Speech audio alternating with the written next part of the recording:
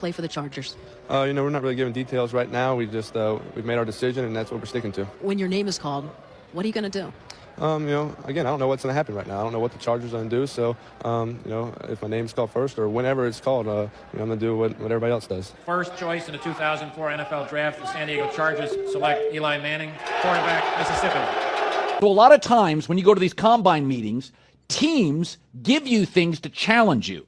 Teams will have a player's worst plays ready for him, and they'll show him his worst plays and say, hey, why don't you explain them? And Shedeur apparently didn't take to it well. And at one point, one of the few teams that actually was interested in him said, well, what do you make of this really bad play? And Shedeur said, maybe I'm not the guy for you. That's not the answer. Another moment.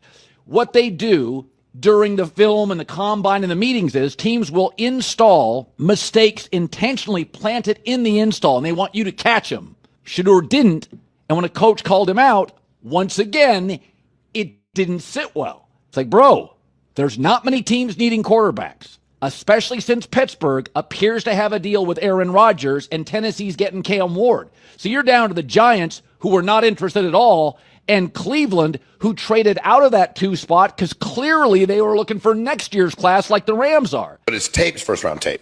But his measurables are not first-round measurables. Well, you don't play football all the time. You're a human being the rest of the time. And how you're going to be in the locker room, how he already came up with this line of merchandise, legendary, like he's already calling himself legendary. All those things are problems.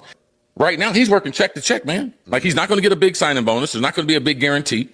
Any day they want to get rid of him in the week, they can get rid of him. All right. So what happened with Shedeur Sanders?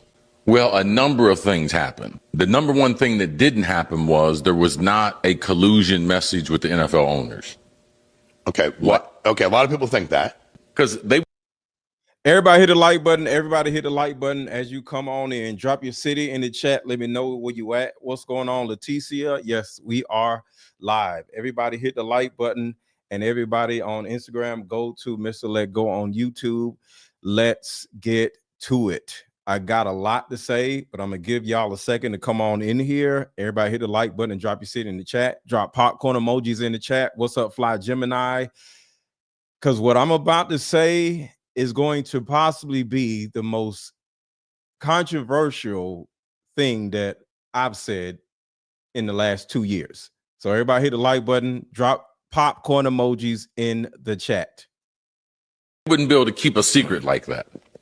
And so they might do it, but they couldn't shut up about it. They wouldn't be able to shut up about it. But every owner is very, very selfish. Now, why would I do something to my detriment? Like, if I need a quarterback and I think this kid is it, what he didn't realize is the guys that have fallen in the draft before, they all had unusual traits. Like, they had some superstar qualities to them. Now, some other things happened that made them fall, but Shedeur and his family, they overplayed their hand. Them thinking that he was in the same evaluation mode as Eli Manning, that part right there is what I wanted y'all to hear. That part right there. So what we're about to talk about is how Shedeur Sanders being humbled by the NFL literally is the exact same way black men humble black women. And you may say, how? We're talking about the NFL versus black men. Yes. And before I get too deep in this, I just want to let y'all know something. Black men humbling black women is a psyop. And the reason why I'm bringing this up is this is not about black men humbling black women. There's a group of people that push y'all or have pushed y'all to humble black women, to shit on black women. Why? In order for you to separate from black women, because the psyop wants black men and black women at odds with each other. So we can't come together, so we can't procreate, so we can't work together. the same way, the exact same way how the NFL does not want men like Shedeur Sanders to come in and turn around and start uplifting the other black men that he's playing with.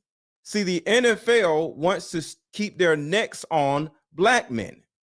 The same way black men, for whatever reason, wants to keep their necks on black women. It's the foot on neck part that we're going to talk about. So somebody said, you're comparing the NFL to black men? How, Sway? This is about the insatiable need to humble another group. For one group to humble another group, so the other group cannot overthrow the first group. So you got the NFL and you got black men. Then you got black men and then you got black women. So black men have the ability to overthrow the NFL and the NBA because 90 to 95% of the players are black men. The same thing goes with black women. Black women outnumber black men. And not only do black women outnumber black men, they have white America and the government on their side. A black woman can divorce us. A black woman can take our children from us. A black woman can get us put in prison for shit that we didn't do. A black woman can cause us to lose our livelihoods with, fake allegations. And because of this, you don't want them to feel good about themselves. You don't want them to overtake you. You don't want them to be more competitive in the marketplace than you. You don't want black women to overthrow black men. Because guess what? The average black man and the average black women, they make about the same amount of money. They make the same amount of money. So while y'all idiots keep arguing with each other, all of y'all are broke. All of y'all make the same amount of money. So it almost makes more sense for the NFL to humble black men than for black men to humble black women, because the NFL are not, they're in no way close to where black men are, but black women are. So we actually look stupid humbling black women because we are being humbled by white men. We are being humbled by the NFL. See, just like how the NFL feels or may feel that if the NFL starts treating black men badly, don't want to pay them, don't want to do this, whatever, and black men just collectively just walked out the NFL, there will be no more NFL because there's most black men in the NFL. If everybody just walked out, there will be no NFL, there will be no NBA. And the billionaires would have to kiss your ass in order to get you to come back. There has been strikes. I don't know if y'all know this. There has been strikes in the NFL. Let's see where's the last strike. When was the last NFL strike? Yeah, it's been 1987, but there's been NFL strikes, NFL lockouts. There have been walkouts with the NFL. So what does all this have to do with black men? I, in particular, want black men to start looking at yourselves and say, why do I feel this need to humble black women? It's stupid, and it's part of a psyop that has nothing to do with us. So everybody hit the like button, everybody hit the like button. Let me give y'all some variables that will give y'all an understanding of what I'm saying. The NFL viewed Shedeur Sanders the same exact way black men view black women. The same things black men say they don't like.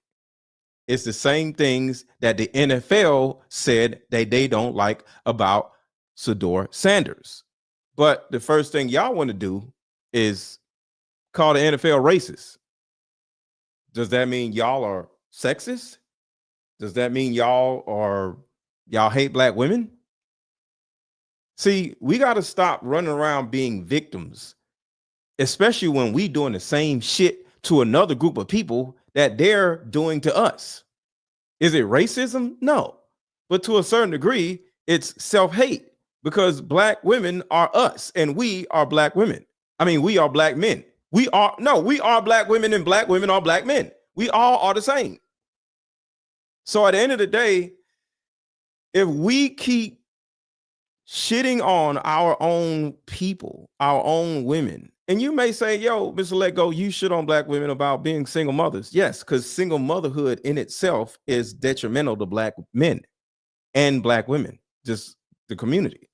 But I don't shit on black women for being hoes or because I don't care. And I'll talk about that also. But the main reason why this is important is because we have a battery in our back, and it has a lot to do with YouTube. See, if I did a video shitting on black women right now, I'll probably have 2,000 people in here. So by proxy, the PSYOP is actually YouTube incentivizing you to talk shit about black women the same way the government incentivizes black women to have fatherless babies. The reason why black women don't get married and just become single mothers is the same reason why you niggas talk so much shit about black women all day, because you're incentivized to. So when you see the NFL humble Shedeur Sanders, it's not racism. It's their ability to keep their foot on the backs of black men to keep them in line. But don't y'all want to do the same thing to black women? Y'all want to keep black women in line so they'll be with you. Y'all don't want black women to have high standards so they would be with you. So let's break this down. Everybody hit the like button. Everybody hit the like button. Everybody hit the like button. And drop popcorn emojis in the chat. Drop popcorn emojis in the chat. So let's break this down. Y'all hate when black women say, I am the table. Put a 1 in the chat if you hate when black women say, I am the table. Well, what did Shedeur Sanders say? That the NFL hated or it was off-putting. Shedeur Sanders said, I'm legendary. When you hear women say, I am the table, you're like, yo, you need to slow your roll a little bit. You need to calm down a little bit, Miss Ma'ams. But isn't that the same as the NFL looking at Shedeur Sanders saying, I am legendary? The NFL isn't going to pick. What's up, Kara? The NFL isn't going to pick a quarterback that thinks he's the table. The same way you, as a black man, are not going to pick a woman that thinks she's the table. No, bitch, you're going to come in here and sit your ass down somewhere. So how are they wrong when you think the same goddamn way as the NFL does? So let's break this down. NFL teams do not want to use their pick the same way you don't want to use your pick on a smart, educated, talented woman that thinks she's the goddamn table. Shedeur Sanders goes to the NFL teams like, yo, I'm valuable. I don't need you. You need me. And you turn around and get mad. You get mad when a woman says that. You get mad when you hear a woman say, I don't need you. I want you. And this is what you tell the woman. This is what you tell the black woman right here. Star qualities to him. Now, some other things happened that made them fall, but Shedeur and his family, they overplayed their hand. Them thinking that he was in the same evaluation mode as Eli Manning. That part right there. Just like this. Why don't you want to play for the Chargers? We're not really giving details right now. We just we've made our decision, and that's what we're sticking to. When your name is called, what are you going to do? Again, I don't know what's going to happen right now. I don't know what the Chargers are going to do. So, if my name's called first or whenever it's called, I'm going to do what everybody else does. First choice in the 2004 NFL Draft, the San Diego Chargers select Eli Manning, quarterback. He's like, God damn it. Look at that shit. So, here's my point. Kara just made my point. Men treat women how they are treated by society. I'll say it again. Black men treat black women how black men are treated by white men. It's the same shit. I read a book, and it was about monkeys.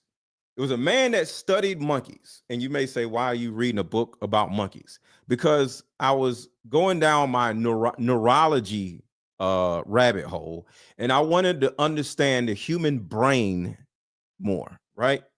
And monkeys have the same brains as people. So, scientists will study lab rats, they will study monkeys, they will study different animals because they can open their brains up and they can kind of like, do weird shit to the animal, because you can do it to the animal, but you can't do it to a human. So they study animals in order to be able to, do things to them and then put them back out in the world to see what they just did to them, how it works, right? They can't legally do that to humans, but they legally do that to humans every fucking day, because every psyop that they put out there, like when they put crack in the black neighborhoods, that's literally what they did to lab rats. They just didn't shoot up the person and send them back out there, but they literally gave a person a whole bunch of crack and said, go make some money. And then they gave them the crack so they can actually smoke it and shoot it up. But it was literally the same thing. Yes, there we go. There we go. The C-19 situation. It's the same thing with lab rats. A lot of y'all dumbasses, y'all went out and got the fucking shot because y'all are stupid, but it was all a psyop. It was all a lab rat scientist, like scientific experiment. So all of this shit that we're doing in society and how we're acting, we're all their lab rats. So going back to the scenario with the monkeys, it was a guy, he was a scientist, and he studied monkeys and how they cohabitate and operate within, their culture, right? And what he actually said, two different things that he came out with, his hypothesis on what he's seen. He's seen monkeys do the exact same thing that women do. It's actually called their estrus. When monkeys and baboons, it was baboons. You know how baboons have red asses, right? Let's see. Baboons in their estrus. What is it? Female baboons experience distinct physical changes, primarily visible swelling in their perineal region, which is their asses, and their asses get red. And that's when they're in their estrus, something called estrus, right?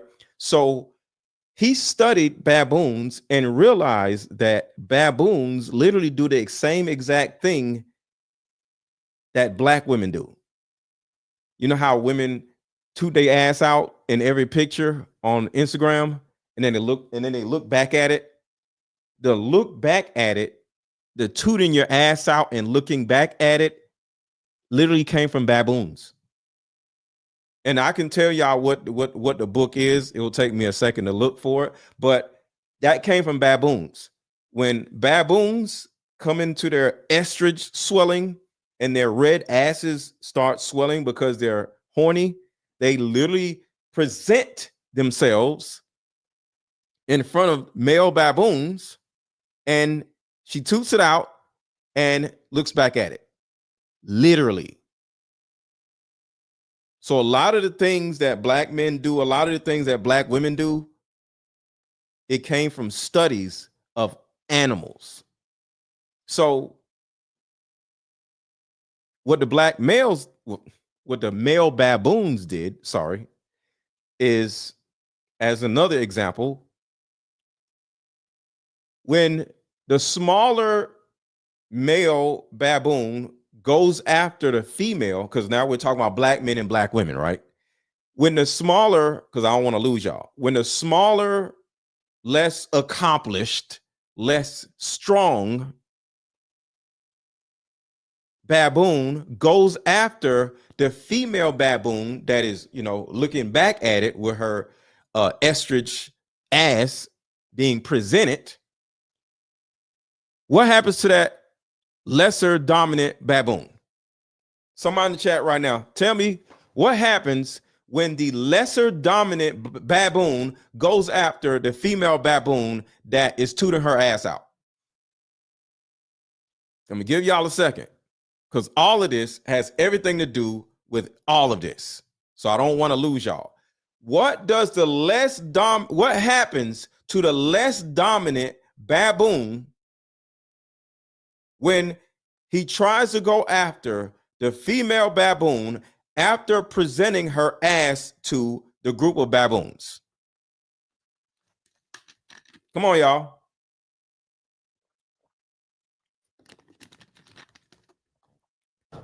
There we go. The alpha male whoops his ass. One or two things that happen. Either the alpha male would whoop his ass, or the female would reject him. One of the two. Either the alpha male would whoop his ass, or the female would reject the less dominant male baboon. What does this have to do with dudes who humble black women? Simple. When black women, IG models, or whoever present themselves the same way the baboon presents herself in the wild, and the lesser dominant in society, black man, tries to go after her, what happens? He doesn't get beat up. She beats him up by rejecting him. Because some of y'all know that rejection feels almost as bad as getting beat up. So let me flip back to the baboons. So when the male baboon, this is a study, this is real shit, I'm not making this up. When a female baboon has her estrage swelling and her ass is red, she walks in front of the males and presents herself just like an IG model does, looks back at it. A less dominant male tries to come up and mate with her. Say she does the work and she pushes him away, right? Or a male that is more dominant than him beats the shit out of him. In the book, in the study, that male baboon that just got his ass beat or got rejected by the female, what does he then go do after that? The study shows that after he gets beat up or rejected by the female, he goes and finds a lesser female that isn't wanted by, the dominant males, he doesn't go mate with her because he doesn't want her. He goes and beats her up. Y'all keep asking about the name of the book. I'll find the name of the book now. He goes and beats her up. So what does this have to do with black men? When society rejects you, when society beats you up, one of the two, rejects you or beats you up, you then, in order to feel validated by your own existence, you need to find somebody else to reject, humble, or beat up. Put a 1 in the chat if you agree, and I'll look for the actual book. Put a 1 in the chat if you agree. Where's my app? Here it is. Put a 1 in the chat if you agree. All of this shit is human behavior, and it's all a psyop.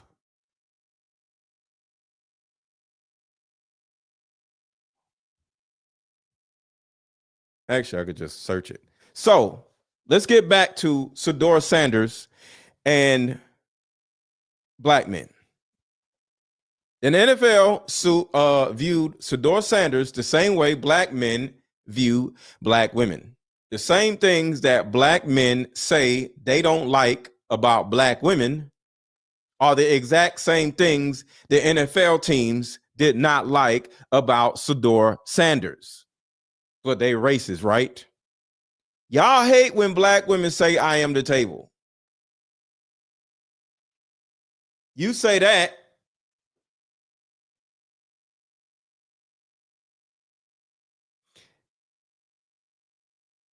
but the NFL can't say what they want to say.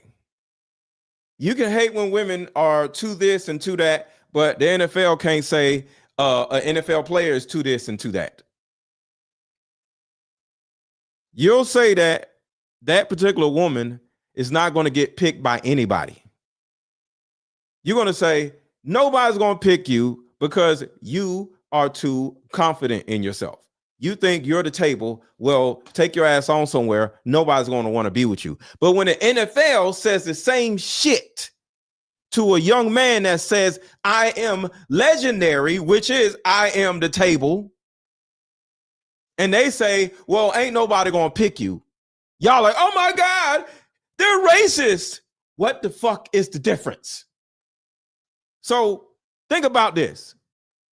The black man and the NFL says, how dare she have that level of confidence? How dare she be that sure of herself? How dare she be educated and have multiple degrees? I'm an educated woman and I see that men are intimidated by me. How dare she have high standards? How dare she not want a man to go 50-50 with him? But when the NFL does it, it's a problem. The NFL doesn't want a QB to go 50-50, not no little college QB. The NFL does not want a college quarterback to come into their organization thinking they going to go 50-50 with the organization. No, they want you to sit your ass down somewhere. But they racist when they do it. A quarterback that's going to know his place is what y'all want, the NFL. A woman that's going to know her place is what y'all want. Why? Because the quarterback literally is in charge of whether you grow or whether you deteriorate. The same thing as a woman. Do you know the main purchaser of my card games are women and not men? It's almost the same, but the main purchasers are women. So I need black women. And a lot of you niggas run around acting like y'all don't need black women and y'all shit on them every chance y'all get because the white man pays you to. Who is the president of YouTube? Does anybody know? Because we're going to get into this PSYOP shit. Does anybody know who the president of YouTube is? Do you know who actually is part of the PSYOP on YouTube that pushes black men to talk shit about black women? Who is the person I'm speaking on, y'all? Do y'all know who is the person I'm speaking of? And shout out to L Nix. Thank you so much for the super chat. What's going on, Aaron? Good afternoon, chat. Please get the likes up. Thank you. Share the live, comment, and subscribe. Thank you, brother. I appreciate you. I appreciate you. I appreciate you. Wait a minute. Let me make you a moderator. I don't even know why you're not a moderator. So I'm gonna make you a moderator, but I gotta if I forget, just remind me. But I gotta look for this book because I haven't read the book in so long. Where is it? I can actually play a part of the book when I find it. So the person that I'm speaking of is named Leor Cohen. The person I am speaking of is Leor Cohen. And Leor Cohen is the PSYOP general. Leor Cohen is the person that incentivizes you niggas to talk shit about women and go viral and make a lot of money every day. Leor Cohen is the person that pushes the buttons that incentivizes you niggas to get paid a lot of money and get a lot of views by talking shit about black women. Don't believe me? I told you that the music industry has a really dark side. But see, you probably know that already. But how deep does the rabbit hole really go? In this video, we'll be diving deep into the rabbit hole of the music industry. Now, it's interesting with... See, the thing about it is, the leader of the music industry is now has been the leader of YouTube in the last 5 years. And it all goes right along with why you niggas spend so much energy humbling women, because you're scared of women taking over. You're scared that women at some point, with the help of the government, with the help of white America, will overthrow y'all.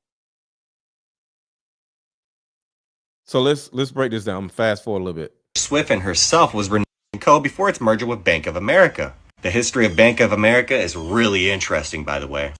So y'all listen to this and listen to the PSYOP. But that's something we'll touch upon in another video. Now, it's interesting because John Thain was the CEO of the New York Stock Exchange during the 2008 financial collapse. But see, Goldman Sachs was criticized for allegedly misleading its investors and profiting from the collapse of the mortgage market during the 2007 and 2008 financial crisis. This led to investigations from the United States Congress and the United States Department of Justice and a lawsuit from the U.S. Securities and Exchange Commission, which definitely don't just so happen to have a lot of members that just so happen to be on the Epstein list as well. Yeah, definitely not. You definitely can't find anything on that. Give it a second, y'all. Give it a second. But you know what's interesting about Taylor Swift and the reasons why I'm talking about Goldman Sachs and Merrill Lynch? Because right when Taylor Swift's career took off, just like in 2006, BlackRock acquired Merrill Lynch's investment managers division, merging the two companies and expanding BlackRock's international and retail presence. But see, Merrill Lynch received a 49.5% stake in the company. Give me a second. Let him cook. Give me a second. It's all going to come together in a second. While PNC's ownership was halved, 49.5% of BlackRock, but yet none of Merrill Lynch's associates are on BlackRock's board of directors. And now Taylor Swift's father just so happens to be involved heavily in the music industry as well. And do you know how much money that people like her father made during the 2008 financial crisis? Let's just say that multimillionaires. So what we're doing is I'm looking at the groups of black men that shit on black women. The original group of black men that shitted on black women were rappers. It started off with the rappers, right? It started off with the rappers shitting on black women. Snoop, all them niggas, right? They started shitting on black women. Then the after that, kind of like, because if you just look at rap right now, rap is about doing drugs, right? So it kind of like they was like, all right, we got to find another psyop. And then the psyop general, Lear Cohen, went from the rap game, and now he's with YouTube. And now YouTube out of nowhere is full of black men shitting on black women, just like the rappers in the 90s was doing. And y'all think y'all are doing this. No, y'all are incentivized to do this, just like the rappers was incentivized to do this shit. Became billionaires within just a couple of years. So I'm sure it was a lot easier to hide what was going on behind closed doors. But Taylor Swift and herself is a whole nother rabbit hole that we're not going to dive into right now. But I just want you to know that there's a lot of people in the music industry that definitely know about what was going on. You feel me? And with Taylor Swift, well, let's just say a plant can easily be watered. If you know, you know. And when it comes to money, anybody can be consumed by the industry. And it's funny because people like P. Diddy were those exact individuals. What, you think P. Diddy made all of his money from music? And if you don't think by now that Diddy was the Epstein of the music industry, then you're truly choosing to be delusional. But see, just like Epstein, there's always figures of higher authority. There's always going to be the puppets that are truly pulling the strings, right? And I'm not going. The puppets that are pulling the strings is where we're going right here. Music executives. And he was also knighted in the 2016 birthday honors for services to British business and inward investment. And in 2016 as well, he was inaugurated to appointment to the Order of the British Empire and Knight Bachelor. So of course, knighted by the Queen. I'm sure that's no surprise. If you don't know of the controversy, and if anybody would sign right there, right? See, especially not when you just so happen taking a step up that ladder. And once you continue to go up that ladder, there's no coming back down. Especially not when you just so happen to get to individuals like Lear Cohen. Gotta love that hand sign right there, right? See, this Lear Cohen. All right, so I'm making a point right here about Lear Cohen, who is over YouTube, who is heading the PSYOP on YouTube over incentivizing black men to shit on black women. Watch this. Cohen right here, which just so happens to be ironically standing right next to Diddy. Now see, Lear Cohen and Lucian Grange in real life are pretty damn good friends. Primarily because UMG, aka Universal Music, which Lucian Grange just so happens to be the CEO of, is a big partner of YouTube and YouTube Music. And Lear Cohen is obviously the global head of music at Google and YouTube. Y'all see that? So D Nice says, look, dude, black women are needed and should be respected. But y'all see that? But their role is not to lead the men. You're on some feminist crap. Well, here's the problem with that. You niggas can't lead nobody. So even though men are supposed to lead men and lead women, you modern men can't lead no goddamn body. And that is the problem. And because you keep getting rejected by women and white America, what do you do as a black man? You shit on black women. See, instead of leading black women because y'all don't know how to, you shit on them. I'll say it again. Instead of you leading black women, you shit on black women because you don't know how to lead black women. You don't know how to lead yourself. You don't know how to lead other black men. And because you keep getting rejected in white America and other women and white women, everywhere you go, you keep getting rejected. You shit on black women to make yourself feel dominant. Some of y'all beat black women in order to feel dominant. Still looking for the video. Let me scroll all the way down. Where the hell is the book. There's a book about the monkeys that y'all are looking for. I can't seem to find it. Here it is. The Primal Memoir. I don't know where it is. A person whose mother tongue was a dead language. This is it right here. Or they make me think of someone whose unlikely job would be to collect snowflakes, to rush into a warm room. I'm going to look up the specific part where the baboon would show their ass. I don't remember where it was, but the name of the book is called A Primate's Memoir. A Primate's Memoir. It was a good ass book. Others? Is one allowed to wish it had been a different animal? Yeah, I'm gonna show y'all, but it literally shows how black people actually operate, and is disgusting if you just were to realize. See, I like to go to the origin of all of this shit. All right, so let's go back to what I'm saying. So we're talking about how Lear Cohen, who is over YouTube, and how he has done to dudes on YouTube the same things that he did to rappers. You see that? He was with the Migos. Sign right there, right? See, this Lear Cohen right here, which just so happens to be ironically standing right next to Diddy. Now see, Lear Cohen and Lucian Grange in real life are pretty damn good friends. Primarily because UMG, aka Universal Music, which Lucian Grange just so happens to be the CEO of, is a big partner of YouTube and YouTube Music. And Lear Cohen is obviously the global head of music at Google and YouTube. The global head. I was wrong. I said the president. He's higher than that. So do know it's eventually all connected, okay? But see, Cohen joined Google at the end of 2016, right? And he previously acted as CEO of 300 Entertainment, which he... All right. So he took over YouTube in 2016. What's up, Pammy Pam? He took over YouTube in 2016.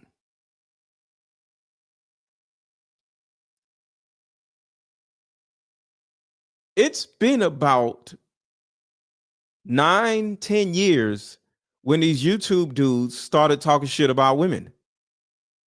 It's been about 9-10 years when you first started hearing about this red pill bullshit, MGTOW bullshit, and all these men saying, forget black women. Am I wrong or am I right, y'all? Say wrong or right in the chat if you agree or disagree. Wasn't it around 2017, 2018 when you started seeing black men come out of nowhere talking about MGTOW, red pill, and started talking shit about black women left and right?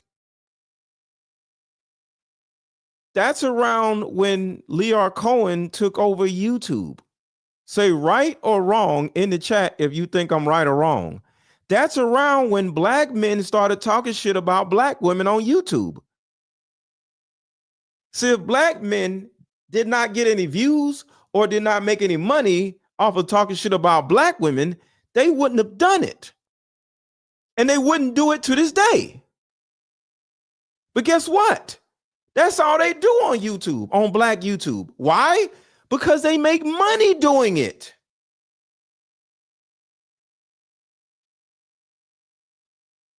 But do you see how and why? Lear Cohen. It's all a goddamn psyop. So I want to say this about Shedeur Sanders and black women. I am somebody that believes women need to sit their asses down and shut the hell up and find a husband and be quiet. Am I a part of the problem? No. The reason why I'm not a part of the problem, because I don't think the NFL is wrong for telling Shedeur Sanders to sit his ass down and shut the fuck up. Because if you're going to come in my house, if I'm going to take care of you, if I'm going to give you the ability to run my business or run, be a part of my life, you need to find your spot and sit down like on a bus. You find a seat, put some headphones on and sit your ass down somewhere. And you can talk. You can give your feedback just like a quarterback can. The quarterback is in a QB room just like the coach is. They both are looking at film. But the person that runs shit is the man. The person that runs shit is the owner, the GM, the head coach. So as a QB coming out of college, nigga, you don't know nothing. Sit down and shut the fuck up. So when I tell women to find a man and sit down and shut the fuck up, it's the same energy I would have for Shedeur Sanders. You're a college quarterback. You don't know shit. Go find a seat, sit down and shut the fuck up. Work hard and do what you got to do. Stop running around talking about you're legendary. You ain't shit until you get in the NFL and become legendary. You can't come in here trying to run my shit. That's what a black man will say. That's what the NFL will say. But you niggas love finding opportunities to victimize black men. See, the second a black man gets called out, like Shannon Sharp, it's, oh my God, y'all trying to bring a black man down. But let a black woman turn around and do some shit. Y'all gonna talk shit about the black woman, and she ain't even did what the black man did. So y'all give the black man all of the room in the world to do dumb shit. Some of y'all still on Diddy's side because he's a black man. Y'all look at Diddy as a victim. Y'all look at Shannon Sharp as a victim. Y'all look at R. Kelly as a victim. And this is the actual problem. None of these people are victims. Black women aren't victims. Nobody's a goddamn victim. So let's keep going. Like I said earlier, how dare you as a quarterback or as a black woman have confidence? How dare you as a quarterback or as a black woman to be sure of yourself? How dare you as a black woman or as a quarterback be educated? How dare you as a black woman or a quarterback have high standards? Oh, because what do incels love to say? Why don't women want to be with me? Because she has standards. But why don't Shedeur Sanders want to go to the Giants? Because he has standards. Shedeur Sanders don't want to go no sorry ass team. Shedeur Sanders' father doesn't want Shedeur Sanders to go no sorry ass team. But when a black woman says, I don't want to go to no sorry ass man, she's a feminist. Doesn't that make Shedeur Sanders and Deion Sanders a feminist? If that's the case, why does somebody who has standards get demonized? Now, I did say black women need to sit down and shut up, and Shedeur Sanders need to sit down and shut up. Yes. But it's the bravado. It's the loudness. I think nobody needs to be loud and flamboyant and braggadocious until they actually become that. See, his father, Deion Sanders, has the right to be loud and boisterous because he did it. Shedeur Sanders ain't did shit. He didn't win shit in college. So you can't even say you won a national championship. You sit your ass down somewhere and find a goddamn seat. You ain't did shit yet. But does he have the right to have standards? Yes. The second a black woman has standards, something's wrong with her because she don't want your ass. So that is the difference. It's the loud, boisterous shit that is off-putting for anybody. Because I am not loud and boisterous. I'm loud now because I gotta, be a little bit more entertaining, but I'm not like this out in the street. So it's a difference. You got to know when to be loud, when to be confident, because at the end of the day, like that shit don't work in every room. Sit your ass down some goddamn where. Learn something. So I say that to black women, I say that to Shedeur Sanders, and I say that to black men.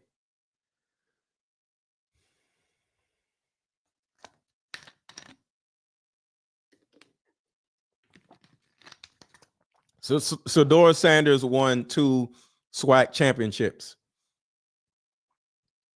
Is that a national championship?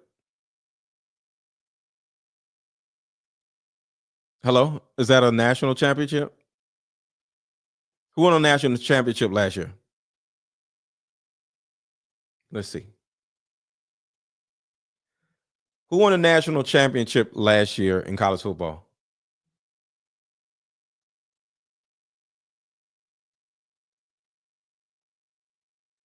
Michigan. Did Shedeur Sanders win a national championship? The answer is no. So shut the fuck up. Oh, I'm glad I said that. Do I have that video? Damn, I don't have it. So let's keep going. So wait, Ohio State or Michigan? Well, either way, because I don't follow college football. Why? I Googled it because I don't know. It wasn't no goddamn Shedeur Sanders. So shut up. So let's keep going here. Locker room, how he already came up with this line of. Early, they were looking for next year's class like the Rams are. But his tape's first round. How he already came up with this line of merchandise, legendary, like he's already calling himself legendary. All those things are problems. Right now, he's. So I want to ask y'all a question. Do you think him saying he's legendary in all these interviews a problem? Yes or no? Right now, everybody watching, say yes or no. Do you think Shedeur Sanders, being this college quarterback that ain't won no national championship, do you think it made sense for him to run around saying, I'm legendary? I'm waiting for y'all's answer. Yes or no? Do you agree with him running around saying he is legendary? Yes or no?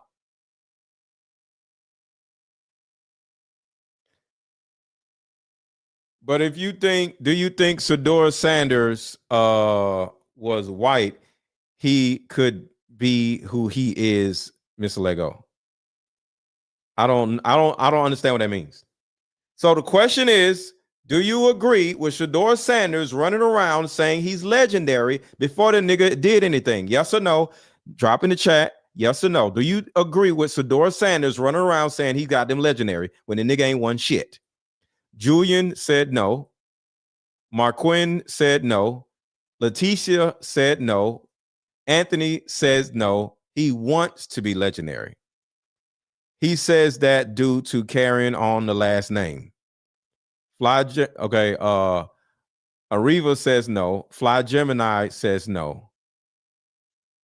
A black woman should have standards. There's absolutely nothing wrong with that. But she has a place. Just like Shedeur Sanders has a goddamn place. And that's my goddamn point. Yes.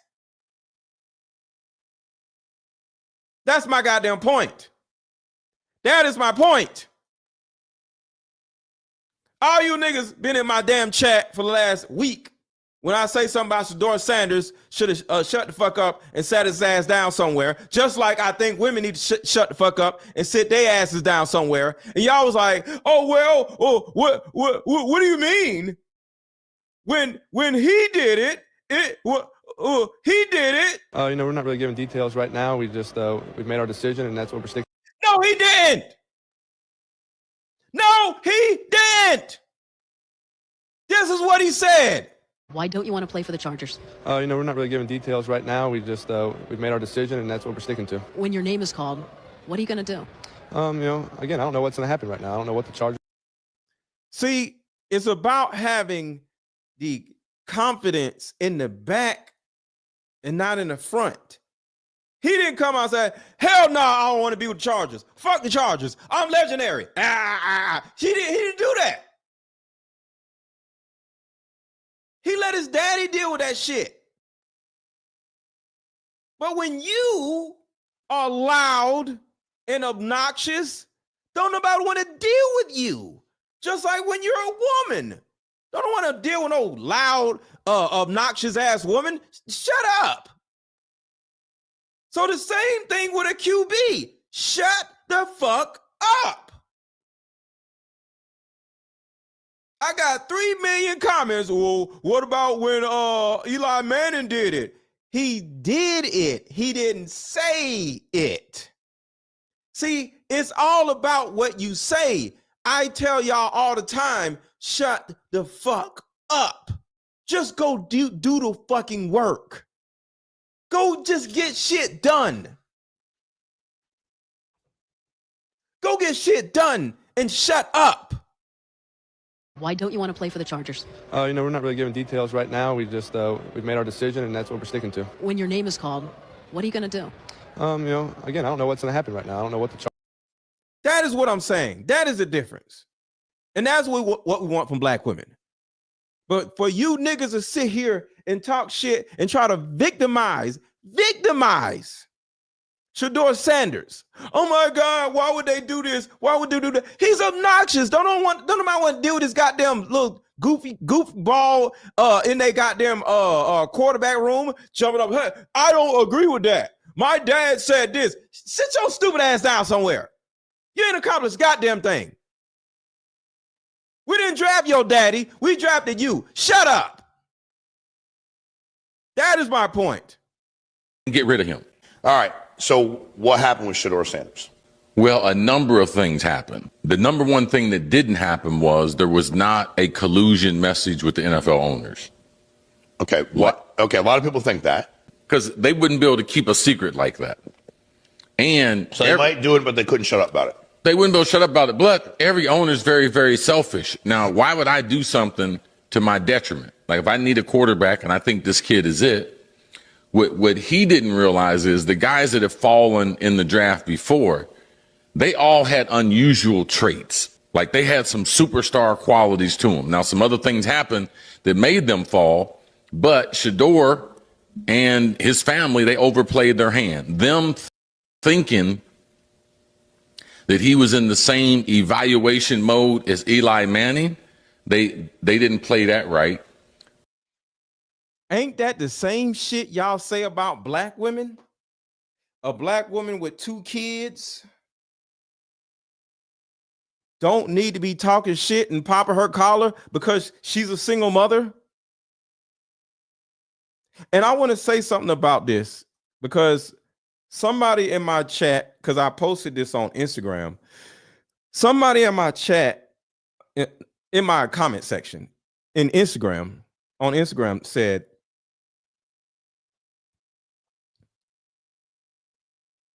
their problem with what I said about black women and the NFL, they said the NFL and black women are not the same. Let me just read it. Let me just read it.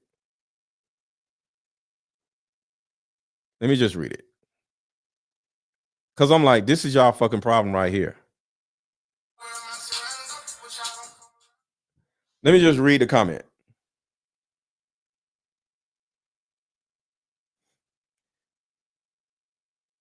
No, woman's humbling stems from them requiring what they don't qualify for. That's what they said in my comments, and what y'all always be saying. Women humbling, black men humbling women, right? Stems from requiring what they don't qualify for. I.e., the same thing with Shedeur Sanders. That's the reason why the NFL humbled Shedeur Sanders. Why? Because it stems from him requiring what he did not qualify for. This is what somebody else said. It's the same shit. How does the two correlate?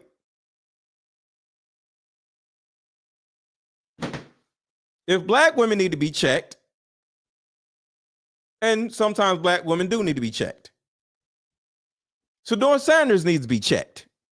Or black women don't need to be checked, and Shedeur Sanders don't need to be checked.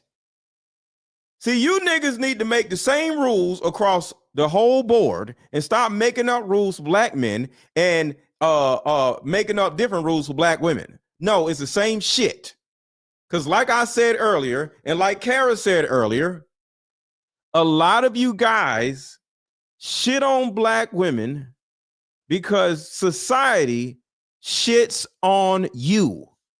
The same standards that black women say they have, Shedeur Sanders said he had. And if the NFL is wrong for humbling Shedeur Sanders for being boisterous or being confident, how is it bad or wrong for black women to do the same shit? And then y'all turn around and humble the goddamn black woman for popping her shit. Y'all got to pick a goddamn side. Y'all got to pick a goddamn struggle. Because it doesn't make any goddamn sense.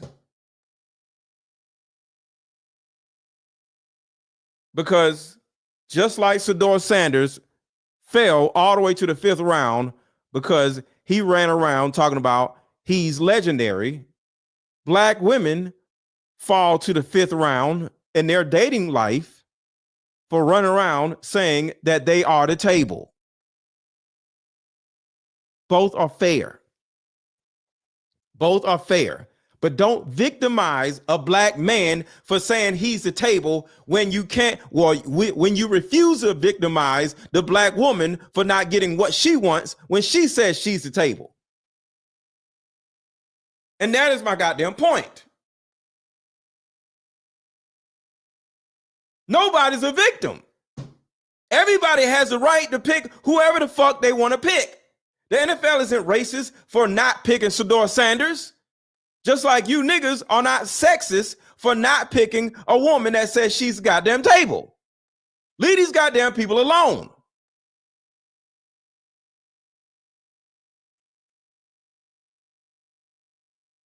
I dropped the link if anybody wanted to come up. Hold on, drop the link again. I got it. We're gonna go to commercial. I want to play this real quick. Polygamous by nature. If you go down to the deep roots of it, yeah, I would agree it was polygamy. So if you actually love the man, you would never try to change him. Y'all force. So this is the shitting on women that a lot of these cornballs do on YouTube. Are men monogamous or polygamous by nature? If you go down to the deep roots of it, yeah, I would agree it was polygamy. So if you actually love the man, you would never try to change him. Y'all force men to lie to you initially in the beginning of the relationship, and then you get mad when he cheats, when you know that they're polygamous by nature. Polygamous by nature. Men are expected to lead by fucking example. Look at you niggas running around to a mirror. Polygamous by nature. Shut up. None of you niggas have ever had 2 chicks at one time. That's the first thing. So stop. This is the problem with a lot of you niggas. You can't get one woman, let alone multiple women. Have you niggas spend all your lives on YouTube whining about how y'all can't keep a woman? The women divorce us. Divorce rates. Y'all can't keep one goddamn woman. So all y'all want to do is turn around and lie to yourselves and say, well, men are supposed to have multiple women. You can't keep one. I'm sick of this bullshit. You kind of have a point there, Mr. Let's go. I'll give you that. You kind of have a point. Let him cook. Let him cook. And then Fantastic can reply. Go ahead, Mr. Let's go. No replies. Just go to the next goddamn topic. I'm tired of shit. Why I stop being on these stupid ass panels is because of this shit. Y'all niggas don't know what the fuck y'all want to do. One of y'all are polygamous by nature, but then y'all whine about how a woman don't want your ass or don't want to stay with your ass. This shit is stupid. So the bottom line is men are expected to lead by fucking example. I need you niggas to just stay on one track and stop running around saying multiple shit. It's confusing the goddamn women. You want to know why women don't know where the fuck to go and what the fuck to do? Because you niggas don't know where the fuck y'all going. Y'all are the fucking leaders. Let me just say something really quick. I've been sitting here listening and trying to see if I can learn from you men. And I'm going to be honest. What I've been hearing is that it's okay for a man to have his polygamous nature, and a woman is supposed to accept it. I've been and you groom her to accept it, and she has to be okay with it. And then if she acts out of nature, then she needs to get reprimanded. And where is the morality in it? Just because this is in your nature, does that mean you should do it? A lot of you guys tonight, I feel like confused me. You have confused. Who confused you on the panel? Ali confused me. Opulent confused me. You are saying, okay, this is a man's nature to be polygamous, right? We accept that, but does that mean it is morally right to act upon it? No. You have your woman that you're with. Either she accepts that you're a man that's going to be with multiple women. Now we're talking about or you're in a relationship that you both agreed that we're going to be monogamous to each other, and that's what's happening moving forward. I agree with you. I agree with you, Mr. Lego. But how many wives did Solomon have? oh How my many? God. How many? So this dumb and then, bro. This is what I'm saying. Black men love to just humble black women, make black women feel like they need to just take scraps, accept polygamy when she doesn't want to accept polygamy. I'm not against polygamy. I wouldn't mind having 2 chicks myself, but I would put the 2 chicks in a position where they can actually flourish in life. But these niggas don't have shit to help one woman flourish, let alone multiple women flourish. But hold on, somebody asked, can they come up? If you're on Facebook, you have to come over to Mr. Let Go on YouTube. So Rudy, you're on Facebook. If you want to come up, you have to go over to my YouTube channel. So go to open your YouTube app up and come over here to YouTube, and then you can come up and I'll drop the link. That is not that. All right. So, but if y'all want to come up, say drop the link and I'll drop the link again. But I want to keep going because I want to show y'all this also. Hello. What's going on? How are you? How old are you? Me? I'm 28. All right. What's the disagreement? I don't feel even if black men reach the certain level that that we should aspire to reach, I don't think the black women will follow us. I feel like 80. Y'all listen to this shit. I'm gonna back it up again. So hold on. Y'all saying y'all want to come up. So anybody saying they want to come up, I'm dropping the link right now. So y'all, all right. So I'm dropping the link right now if you want to come up. So watch this, because this, like I said, this is about black men feeling like they need to humble black women in order to get them to want to be with y'all dirty looking asses. This dirty looking ass dude wants to humble women in order to get them to accept him instead of him ascending to a level where you don't look like a homeless person. All right. Hello. What's going on? How are you? How old are you? Me? I'm 28. All right. What's the disagreement? I don't feel even if black men reach the certain level that that we should aspire to reach, I don't think the black women will follow us. I feel like 80% of them will still shit on us and leave us hanging. Why? First of all, you said I feel twice.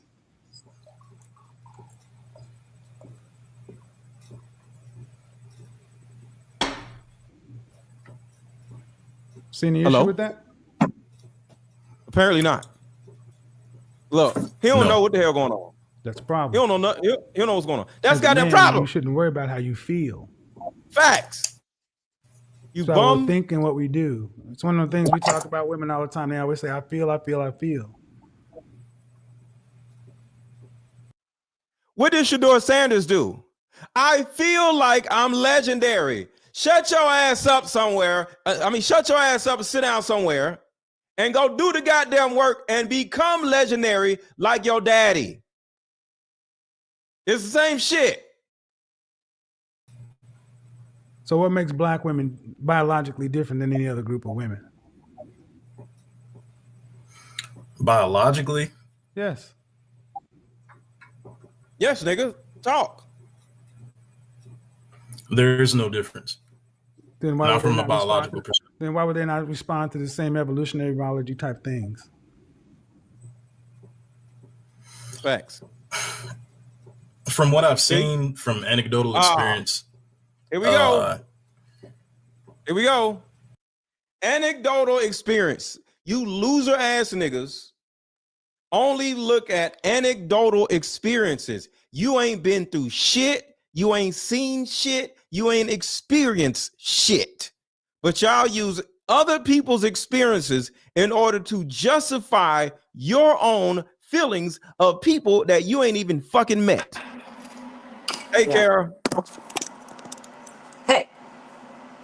What's going on? Oh, you know. Listening. Man, I have things to say. But go ahead, finish your thought.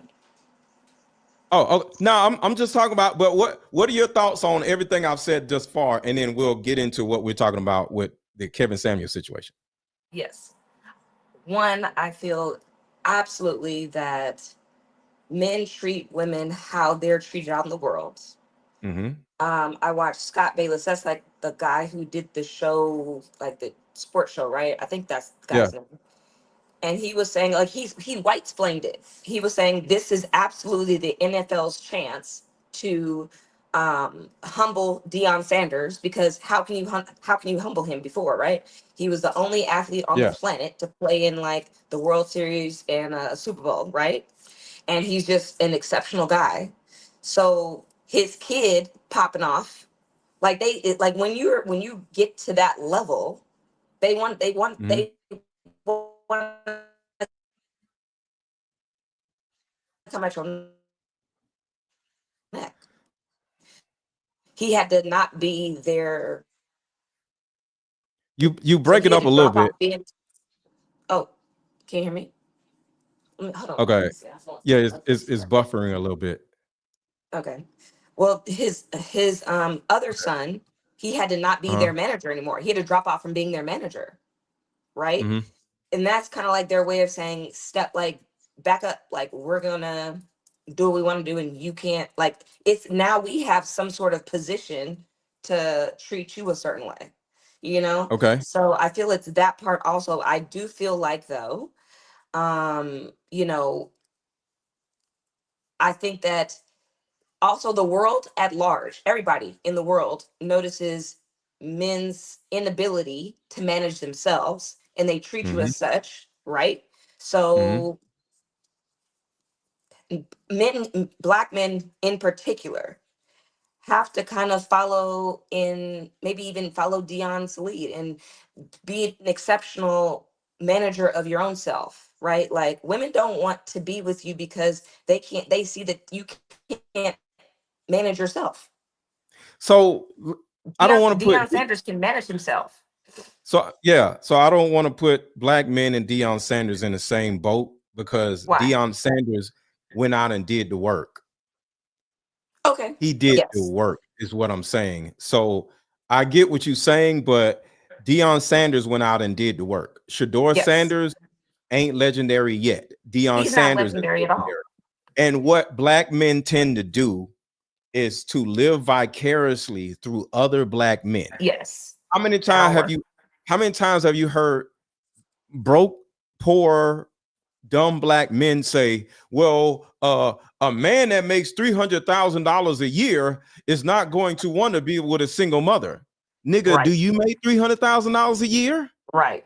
No. Yeah. So how You're the fuck exactly do you right. know what a man that makes $300,000 a year is doing? Because guess what? I know altogether, I know about 20 different millionaires. Not super close, but I'm cool with about 15 to 20 different millionaires, right? Whether they live here or in other states or countries, right? And I have conversations with a lot of them, and I know them, right? I would say half of the 20 millionaires that I know are dating single mothers. They're dating women who have kids. Everybody on the Joe Budden podcast, as an example, their girlfriends have two or more kids. Ish has a chick that has 2 kids, I believe. Joe Budden has a chick who has 2 or 3 kids. Ish, the other dude on there, his baby mama got 3 kids. So people who make way more money than the rest of you and me too date women who have multiple kids. Joe Budden got a girl now, she got 3 kids. So you niggas running around saying a man that makes more than money is not going to want, shut up. Because you don't fucking know. You don't even know these men. Half of the millionaires I know either date single mothers or have no problem dating single mothers. So these dudes live vicariously. Like, the problem I have with Shedeur Sanders is you ain't done shit yet, sir. Calm down. Your dad did. Stop living vicariously through your dad and go do the work. The same thing with women. Ma'am, I get it. You got degrees or whatever. But if you want a man, you need to learn how to sit your ass down somewhere too. It's okay to have the confidence. It's okay to have the standards. Eli Manning did not run around with a big ass chain on talking about I'm legendary. No, he was just like, yes, sir, no, sir. But I don't want to play I'm not going to play for you. I want to play for the New York Giants. But he was still, yes, sir, no, sir. I agree. But he ain't done shit yet. I think what rubbed the NFL the wrong way, because like I said, Scott Bayless White explained it. He was saying, like, no, what really happened? He was like, I'm gonna tell you what really goes on. And I think the element there was that Dion was doing the dealing in the way that white folks normally do, and they didn't like that. Right. And they were like, okay, no. This dude, this feels like he can do stuff how we do it.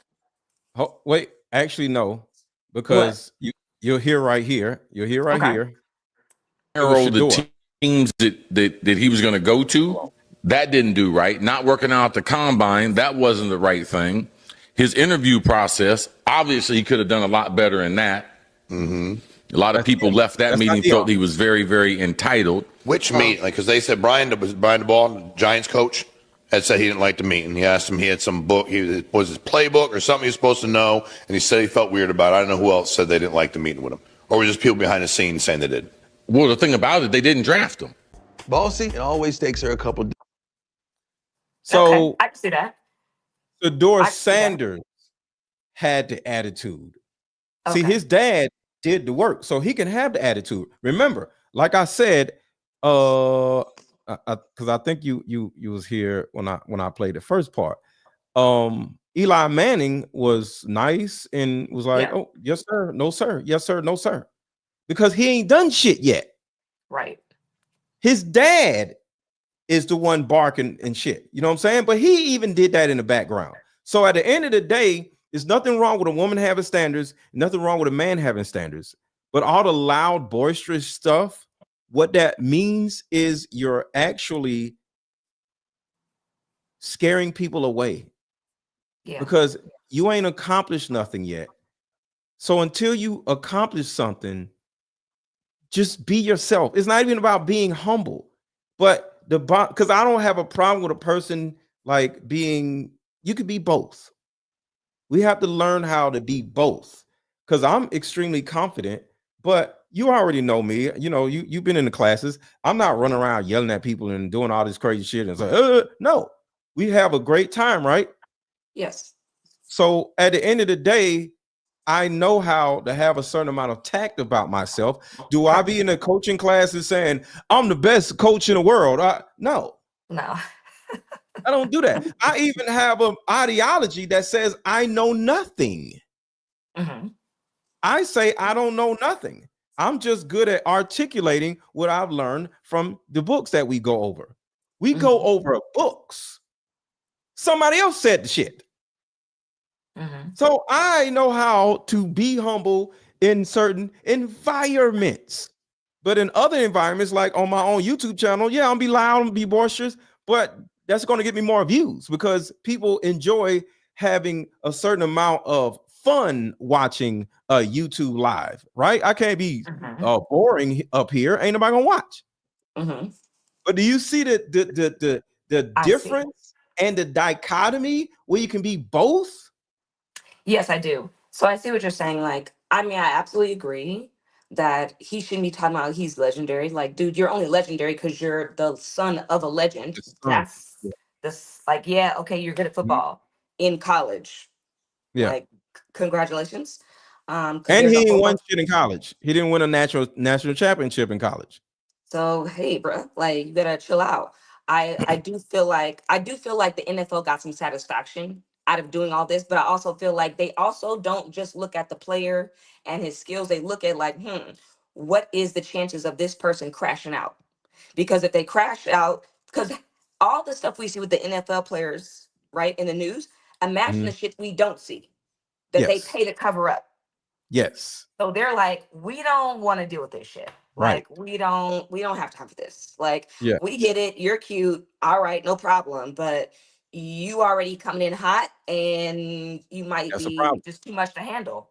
And like Yeah. our lawyers, like we don't, Mm-hmm. we don't want to max out our lawyer bill.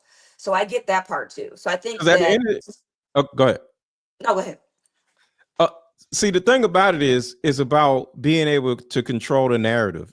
I don't want a woman to be too out of hand where she starts doing crazy shit that I am like, yo, what is you doing? Right. So I Right. need to, and the same thing with the NFL team.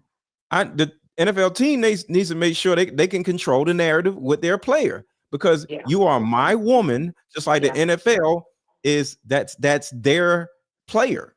Yeah. So Yes. Dolphin Sonar Intelligence says so Kara doesn't agree with the sit your ass down somewhere thing. What do you think about that? I do and I don't. I mean, it sounds brash, but I kind of do. But I mean, everybody needs everybody to play their part.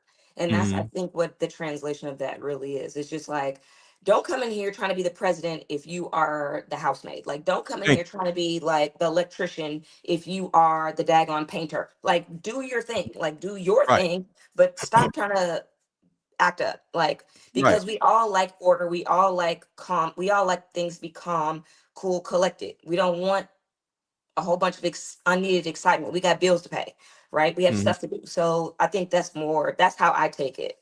But I Yeah. do feel like Shedeur, like, I mean, and so I'll say this. I dated a guy that played in the NFL for 4 years. And I tell you right Mhm. now, they are very in check. They do not listen. Even them trips to Vegas, you think they out here cutting up. No, they're not. Nope. No, they're Because they not. can't. No, they are not. Because they stay in line. They're like, I don't want to lose Yeah. and they call it a job. And I know Mhm. several NFL players. I dated one for 4 years. They call it going to work. They don't say, "Oh yeah, I'm about to go play and do all." They don't. They're very much so. No, I gotta. They're early, right? They're early. They got all their shit together. They got their paperwork together. Like they don't play around because they want to keep their job. It's a Yes. job to them, just how we want to keep Right. our job, right? And people, Exactly. I think they take their job more seriously than most people take their jobs I because they're I like, totally no, agree. And I that want is to a keep my point. job. Right. That is a point. And if you Yeah. value your job, you value the people around you, you wouldn't Yep. like be so boisterous and acting like you're better than the job. I don't want a woman that acts like she's better than me. Like just sit down Yeah. somewhere.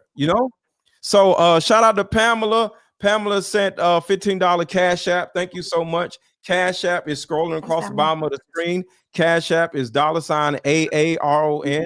Marlon sent the $10 Cash App. Thank you. And so thank y'all for the Cash Apps. I want to see what you think about this, Kara. Okay. And I have a It's question for you. like it's a temporary con. It's a Hold on a second. temporary What part of the country do reaction. you live in? I'm in Atlanta. Atlanta? Hold on a second. What is going on? I hate some. Okay, here we go. All right, here we go. So why does the divorce rate drop dramatically for black couples? All right, so here we go. From what I've seen from anecdotal experience,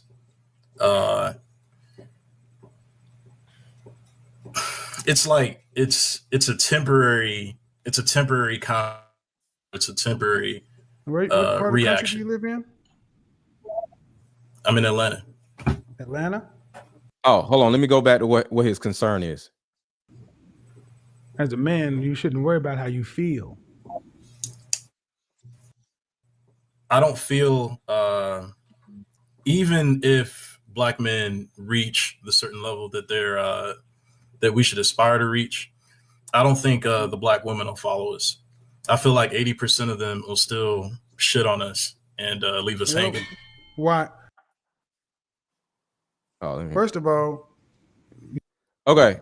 So, what are your thoughts on what he said? I think it's bullshit. That's not true at all.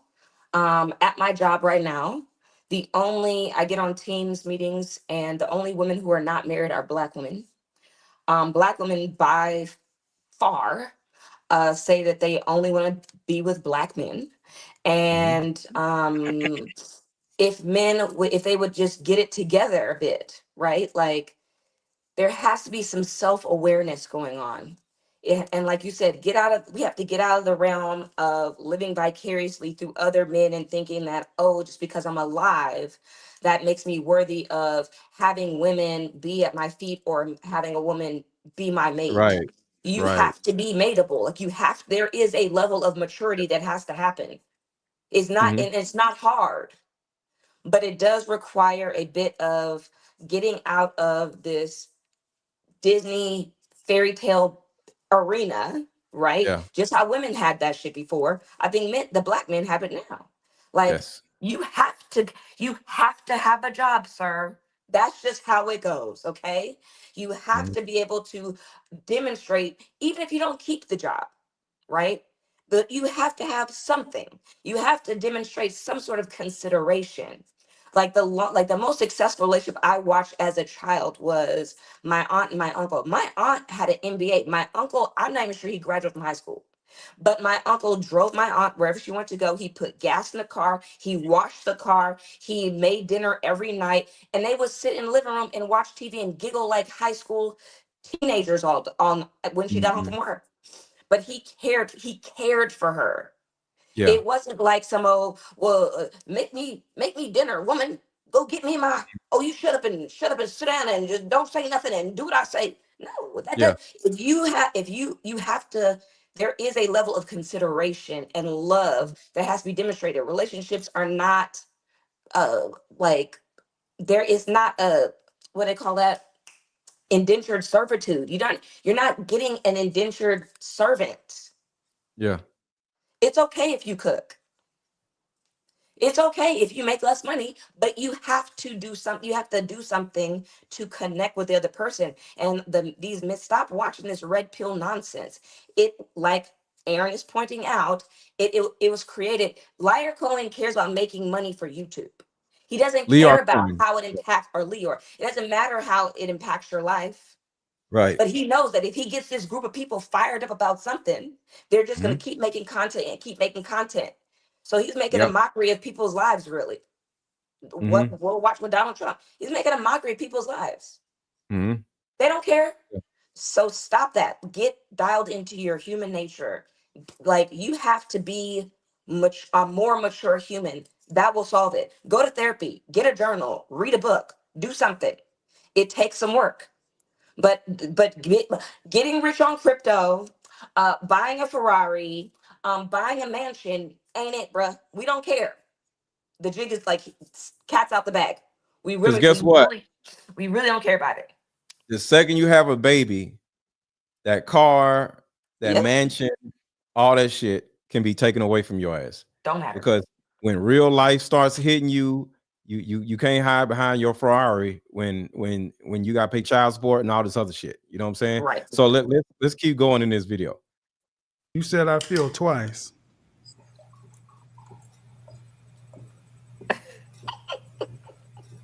This guy. Look, he don't even know what to say.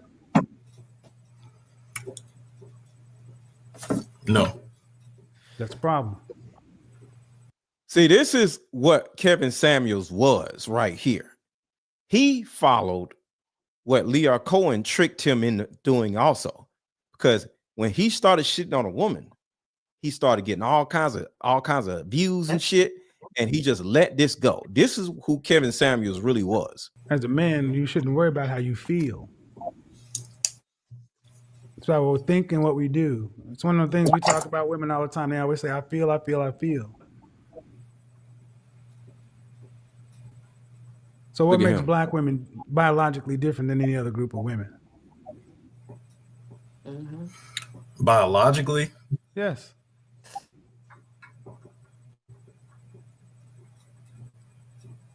there is no difference. Then why Not would from So a what the problem biological is? perspective. Then why would they not respond to the same evolutionary biology type things?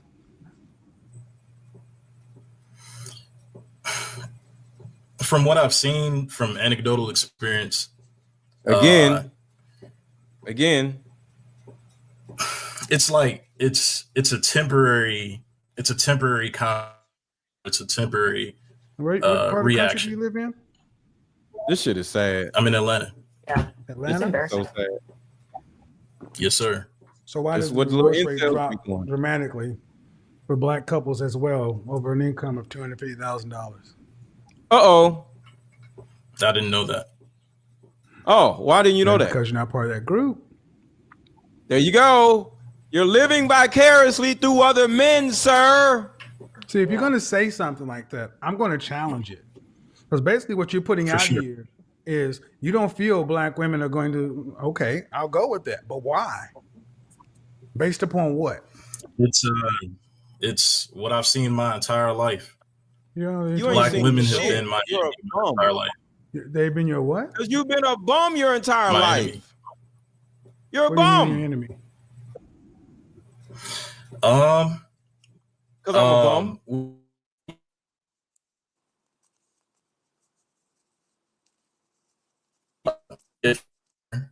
Or strides towards success that are being made, there's an active effort to get in the way of the progress of what it is that we're doing. Like, honestly, like, What does that mean, though? You What come the in and fuck say does that black mean, women have been sir? my enemy. You're going to have to give me a specific. Yeah. Tell a story. Okay. I'm letting you go, man. I'm trying to. I recently dated a Here we go. woman who was pursuing a dual doctorate degree in medicine and in chemistry. I'm a And PhD. throughout the entire relationship, the only time that we didn't have an argument or we didn't have any kind of ridiculous back and forth is when we were having sex. You know what I'm saying? Like, once the orgasm was out the window. How old are you? 28. And how long did you guys 28. date? I've known her for 8 years, dated her for 1. And you dated to what end? What was the intended outcome? To what end? Yeah. Right. Dating has a purpose. I was interested in marrying her. You dated her with sure. okay. And what do you do for a living? Here we go. Here we go. I'm a musician and an Uber driver. Ah! What? What? I know. Are you serious? Are you trolling me? Ninja, No, what? I'm not. Ninja, what? You're dating. Your enemy is your This is what I'm talking pocketbook. I know. Don't come here and talk about black women as your man. See? I mean, are you being serious, bro? And this is what I'm talking about. These niggas is It bees like that. bums. It bees like But they that. turn around and say, well, a man that makes $10 million would not accept. Nigga, you ain't him. Yeah. But go ahead, Kara. What do you think? This is shit I'm talking about. It's comical, but it's also sad, but it's also like, as a woman, what do? You're in like, you're between a rock and a hard place, because it's like, what do you do? Because the men aren't stepping up, right? Like, they're, again, living in boisterous land, living in vicarious land. They're not taking responsibility for themselves. They're intentionally they're thinking that their quickest path to whatever, like wealth or something, is like tacking onto a woman, or they're just deathly afraid of relationships and don't like get in a relationship and just have like a meltdown. Like, I don't know. I don't know what to think about. I don't know. I can go into all the details of how I think this phenomenon has been created. But as far as solving it, I have no idea. It really just comes down to the individual man. They have to kind of put the work in and really first of all, you have to accept the situation you're in. You have to, and then you have to just do the work. You have to just bear down and do it. It's hard. We all have to do it. So, and yeah, it's tedious. It's hard, but you Let have me to play do this. it. Let me Otherwise, you play get this. nowhere. Otherwise, you get nowhere, What? and you end up like this dude. Watch This this. has a lot to do with Watch why this. men are saying they don't want to marry black women because black women are requiring them to be more competitive and they want to be stagnant. They want to be stagnant and they want to be. Hold on, let me back this up. Watch this. Would you say that this has a lot to do with why men are saying they don't want to marry black women because black women are requiring them to be more competitive and they want to be stagnant. They want to be stagnant and they want to be stagnant. What is the negative response we get for saying we want black men to make more money? Why is it such a why you want us to make more money? Y'all don't want more money? It's not that it's a problem. But I'll give you an example. I met a woman who said, she's like, yeah, I don't mind if a man makes 60,000, but I need him to make 100. It's when a woman is telling a man what's not good enough for his life. Because if you want luxury and vacations and all that, you go do that. Unless you're willing to take and come and be a partnership and say, hey, baby, it's one thing to say, what can you do for me? And it's nothing to say, what can we do for each other? Oh my And gosh! a lot of shut women it. don't come Turn into it it off. with that. Turn it off. Okay, Turn I it off. make 80, you Turn it make off. 70. Let's I don't bust want to this hear move. it. I'll make this. I don't want to. Turn that off. Because that You know what is I'm just saying? It's the dumb. same shit. That is the mental gym. He could have won a gold medal in mental gymnastics right there. Yeah. So all he's saying is, Why are you telling a man what he should have for his life? No, she's gonna attach herself to you. bruh, listen. So it's her life along with your life. Yeah, But turn go it ahead. off. Like, yeah, he wants to. What he's saying is, I want to do less, and I want you to show up and be my partner. So because I know you're gonna do more, and so Yes. now I can attach myself to you, and then I'm gonna leech off your shit. Leech off I you. don't want to fucking hear it. Yeah. Listen, all those guys can go fuck themselves. If Mhm. you're one of those guys, I'm gonna tell you right now. If you're a pookie, I'm gonna say I'm gonna be a little vulgar. Pardon me. If your sex is good and you're a pookie, you're gonna get used every day of the week. Mhm. Sounding like that, because we know. I got an MBA, bro. I got an MBA. I drive a BMW, a Mustang. I got my own spot. I'm about to buy a house. Well, I was about to buy a house. No, Like who told you not? Wait, who told you not to buy a house? You did. Thank you. So that's over. But no, I know. So I'm like, okay, I'm gonna make you into a fun time. How about that? Girls just play as shit. Well, we men are totally okay with that, Carol. That's the first thing. But there's another problem, though. Do you want to know what that problem is? Tell me. Let's talk about it. Shame women because of those insecurities. That makes women not want to have the sex that they really want. It makes them afraid to have the sex that they want to have. That shame is meant to make men feel better.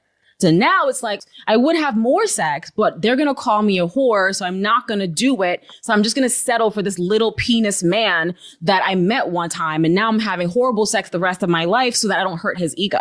Men need to hear this. Most of y'all, listen, what camera am I looking? Most of y'all have small, most of y'all have small penises. You know how big they get. They get pretty big. And once a woman figures that out, she ain't going back to 6 inches or 5 or 4. I am crying out for all of us women who deserve more orgasms.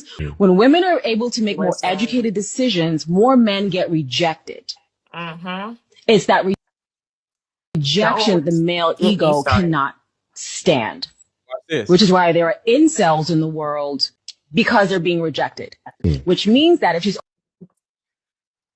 bingo. So only certain men can be pookies. You gotta have a big dick. No, you don't. So here, no. What I'm saying is these incels, not only are they broke, not only are they lazy, there's a possibility that, according to her, because I'm a man, I don't care, got little dicks too. Here's the thing. Don't get me started. Okay, you just turned the key. I'm about to get started. The sex is bad. Okay? The sex is bad. Doesn't matter the size. The sex is bad, guys. It's bad. I was Okay. a late bloomer. I Okay. lost my virginity when I was 20, when I was engaged to be married. But since then, I've gone years without it because I'm like, if this is it, I don't know. I'm cool. It's the sex Wait, is if bad. all The sex is sex is bad, bad. if all sex is bad, that means there's something going on with y'all. No, Because not all sex is bad. and this is not just you. There's a lot of women who will say they barely ever experience orgasms and all this other stuff. So Yeah. Yes. y'all are bad, not us. If because nobody can't be bad, Kara. Right. I just want to say I'm that. not saying that. Okay. The sex is bad. I'm not saying like, it has nothing to do with size. It has everything to do with effort and intention. Again, if you're just doing it because I don't know, men, I guess I don't know. I'm not a man, but it's just like a urge, like you have to eat, like you're hungry. Like, yeah, I have that sex. Like if you're just doing it for that, no bueno. There are women who have very low expectations on having sex often or it being good. But then but that's like a small group. The rest of us, we want to enjoy it too. You want to enjoy it, we want to enjoy it too. But men do not, in the same way that they don't put that intention and like effort into their life, into their career, into making something themselves, into maintaining their integrity, into being responsible. They don't put it into sex. So And then there's the ones that think, oh, I'm gonna be a crypto millionaire. I'm gonna go and do whatever and get all this money, have a fancy car, and then that way women want to be with me. Okay, congratulations, you've made yourself a gold digger magnet. That's what that's called. Oh, you don't want a gold digger, but you want to pull out all the bait. That's called gold digger bait. Yeah. Okay. So you want to have the fancy house, the fancy car, all the job and all the shit and be all accomplished. Okay. That's called gold digger bait. If you want a good woman and you want a good person, you have to have good people bait. Good people bait is integrity, responsibility, Yes. consistency, Yes. right? Level-headedness. Mm-hmm. You have to bait for what you're fishing for. Emotional regulation. Thank Not you. only yourself, but be able to regulate another person. Thank you. That's bait all day. But if you want, but keep on with your fancy car and being a crypto millionaire and being on You stay on this Instagram crypto millionaire. What a crypto millionaire did to you? I'm just saying they're like it's like the red pillars, like that's their second. They're Andrew Tate, and then they watch Andrew Tate all day, and then they want to go be crypto millionaires. Like what? And like that's gonna solve all your problems. All right, congratulations. You signed yourself up for the gold digger parade. Well, I even though I understand what you're saying, but I want to be a crypto millionaire. All of us do because everybody wants to be a millionaire. But I think that's not the biggest point. The point is, from what you're saying, is black men overall, whether it's money, whether it's ambition, or whether it's sex, they are lazy. And then they look for people to accept their laziness and be with them or give them something, because just like the guy I just played, he just said, why can't we get it together? No, because it's a trick. It's a trick, like I bring a woman in my life, right? I don't need her to go do something, but I do need her to take care of the things that I don't want to do. Right? Okay. Because she's a helpmate. So I don't need her to go do something that I haven't done. I need her to cultivate or stir the things that I have brewing already, right? So imagine a stove, and all 4 stoves have something on here, right? But I gotta go cut the grass. I got everything brewing already. Everything is cooking. I need you to come in the kitchen and stir these pots so none of them will burn, and check the eye of the stove and all this other stuff while I go out and cut the grass. And when I get done cutting the grass, I gotta take a shower, and then I come back. And you know what I'm saying? So the thing about it is, But I don't need you to go grocery shopping and then come back and then cut the food up and do all this stuff. I just need you to stir the pots because the pots are already on the stove, is what I'm saying. So a lot of men, they need the woman to do all of the stuff while he sit on the couch. No, I still am going to be working while you cooking. You know, and that's the thing. Men want women to be their mothers. Speak on it, Aaron. Speak on it. Men want women to be their mothers because they were over mothered as a child. A lot of black men were over mothered as a child, and a lot of black women were under mothered as children. So that caused her as a woman to feel the need to go mother somebody else because she wants somebody else to have the experience that she wished she had when she was a child.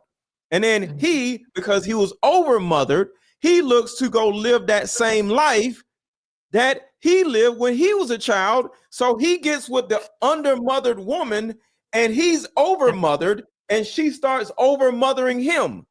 And then later on, 2 years down the road, she sits back with her hands on her hips like, yo, why you ain't got no job? Why are you so lazy? Why are you so doing this? What is wrong with you? And he's just like, what are you talking about? My mother accepted me like this. Why can't you accept me?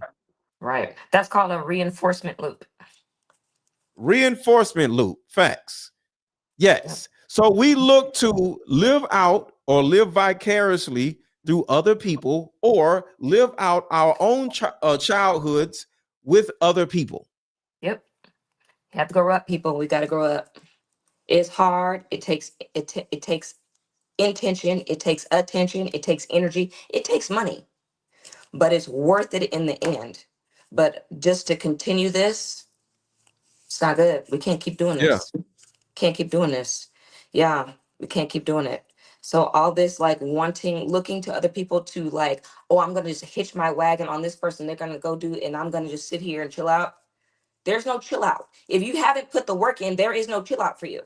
Yes. All y'all need to go play. If y'all haven't played sports, you don't know just like it's ongoing agony, but it's necessary. You have to mine it. You have to put that rigor in, right? But it's worth it. It turns into something of value. Otherwise, you're going to be chasing something that you'll never ever catch. And I'm not a basketball player, crypto millionaire, or whatever, but I go to bed at 1 o'clock at night and I be wanting to go to bed earlier, but I be having so much shit to do. Yeah. So it'd be hard for me to go to bed because it'd be so much shit. I came up with the idea to do this show 1:30 last night.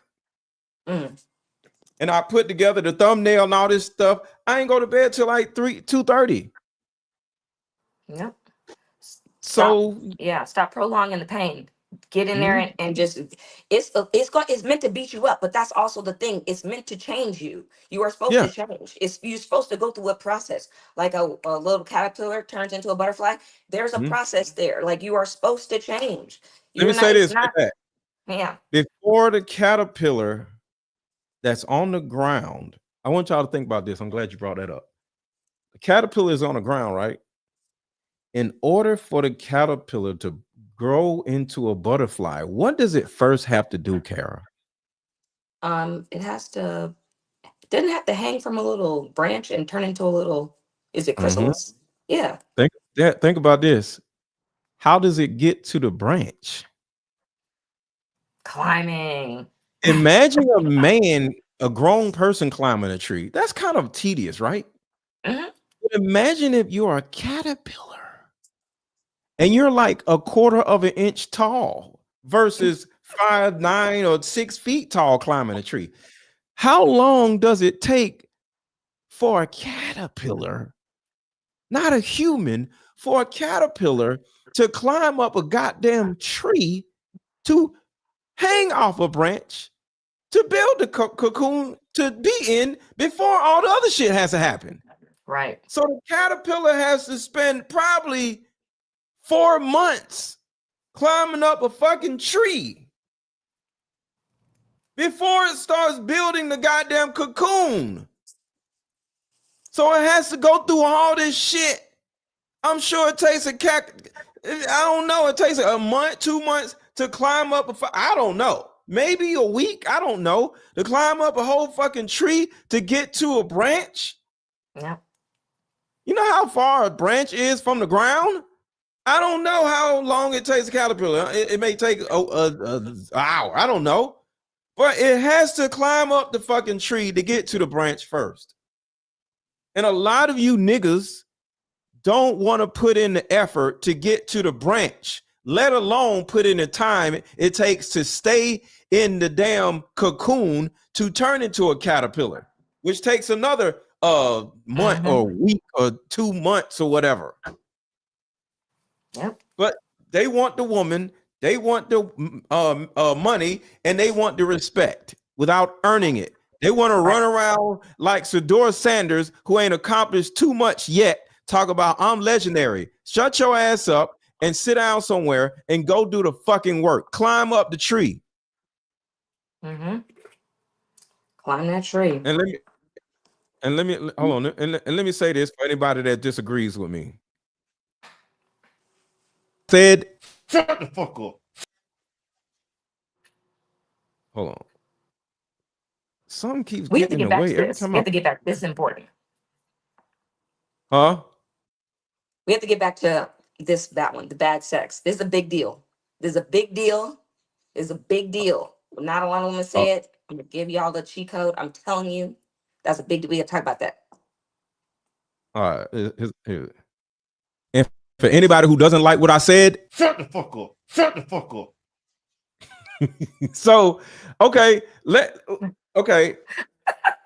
we can talk about the bad sex on another live stream, but what do you think of the bad sex? Like what is your feelings about why it needs to be a whole live stream? Because I think it would be an interesting live stream to do. But what is the biggest problem with it? Women don't like having sexual shock. Like it's just like it's like finding a needle in a haystack. Like and because there is the stigma, so women are caught between a rock and a hard place because it's like, well, we can't be out here just doing whatever because of the stigma and this, and also it's very invasive. Like I always liken it to this. Imagine you walk down the street and you see a bum and they're dirty and whatever, you don't know what they got, and they want to just put their hand in your mouth. Like, let me just put my hand in your mouth. Let me just, Yeah. and it's like, ugh, like it's invasive for a woman. So you can't just be out here doing whatever.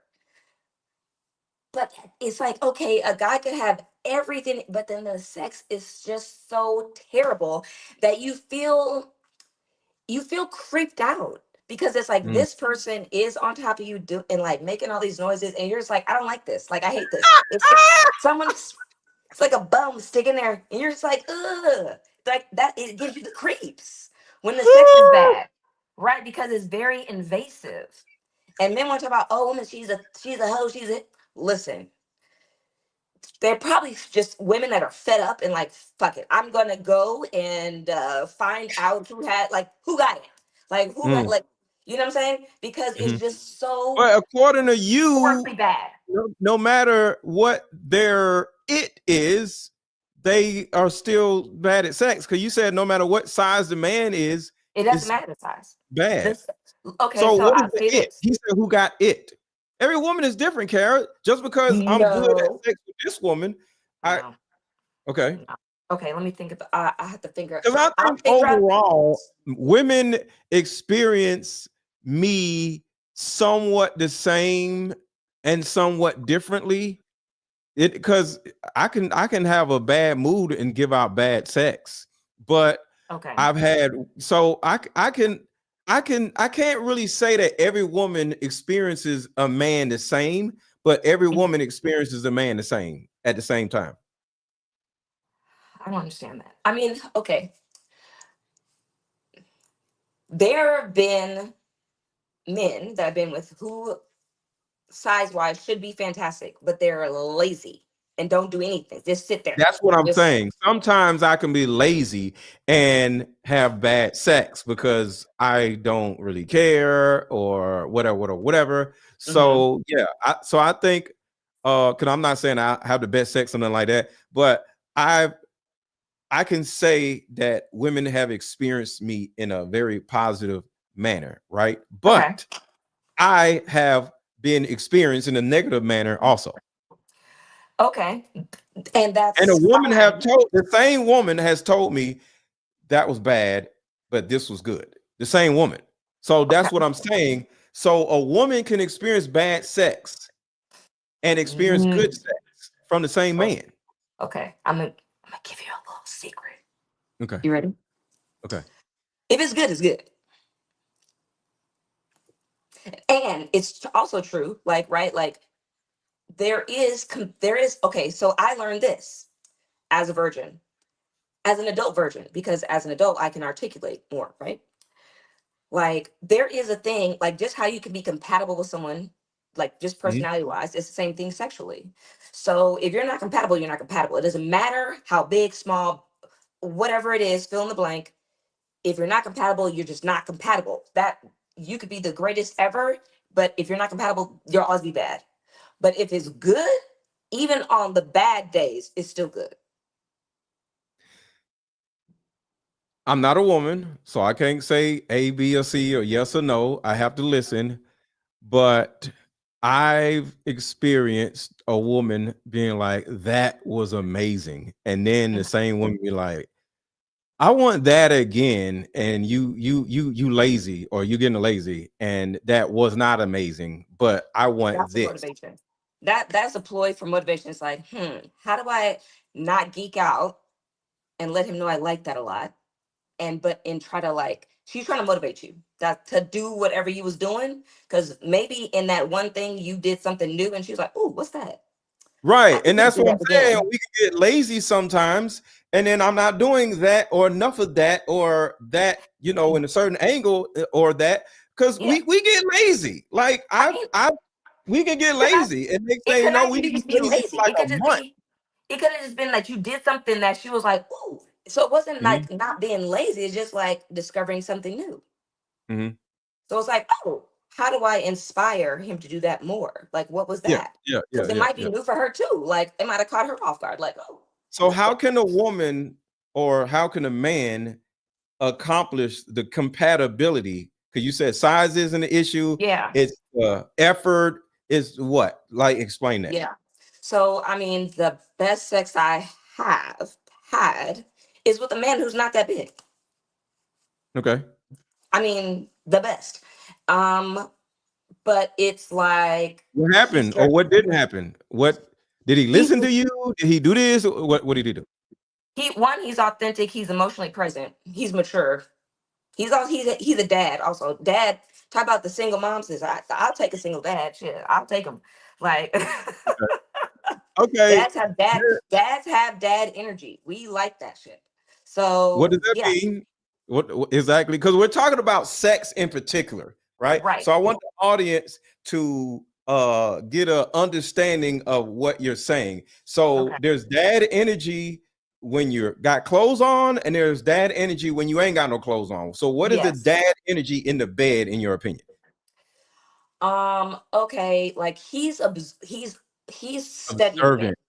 Yes. He's looking Yes. like, if I do this, what is she like? He's like, and then later we'll say, oh, well, your eyes did this, or you moved that way, or That's you. me. That's what I'm saying. That's how the girl responded to me, because I was like that and I got lazy, and she was just like, you're not as observant. Yeah. That's what I'm saying. The girl did with me. And she was like, I want that again. It was more of not specifically what I was doing, but I seemed to be more not attentive, but I was more there. Yes. Versus just trying to get a nut. So yeah, go ahead. Go That ahead. don't work. That don't work. That's stupid. That's dumb. We don't like that. Like, Yeah. I was more present. Yes. Very present. He studies what I do, however I respond. Breathing patterns. Yeah, he talks to me.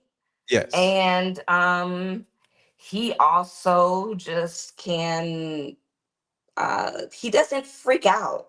Like, I feel like Freak out. sometimes if men have sex with you afterwards, they freak out. Like, I've had guys be like, oh, all of a sudden they become very paranoid.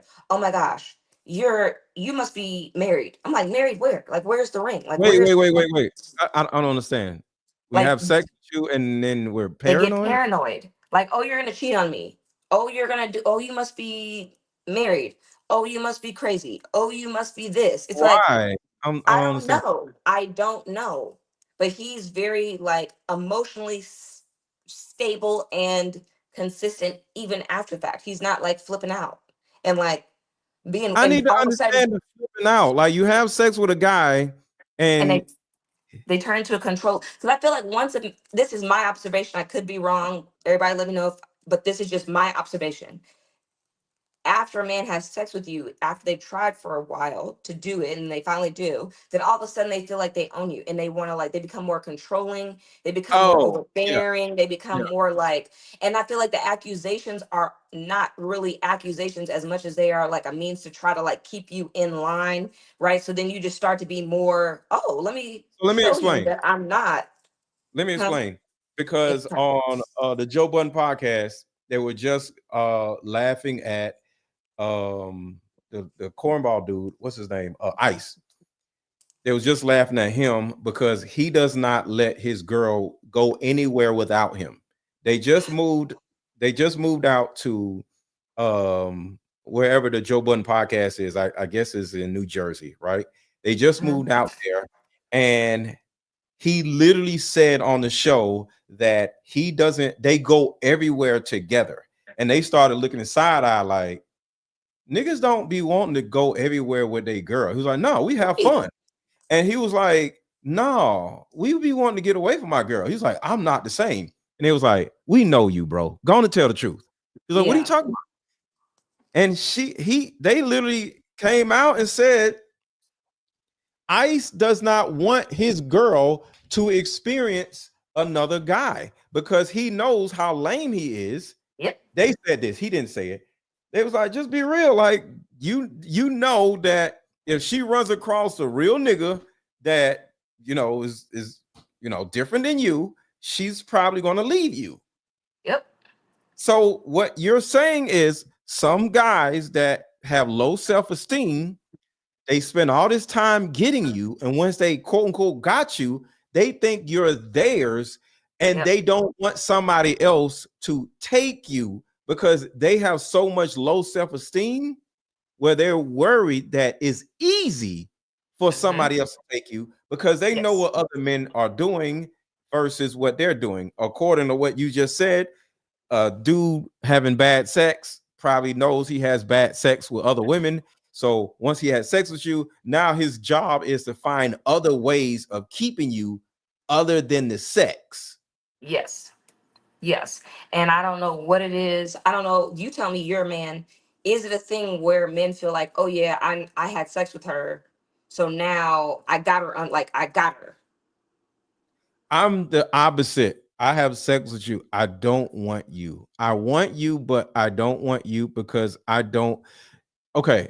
I become scared of you once we start having sex because I don't want you to start acting different. I like Different like things the how? way they are, more clingy. You think me and you are together, so I get more scared of you instead of more controlling.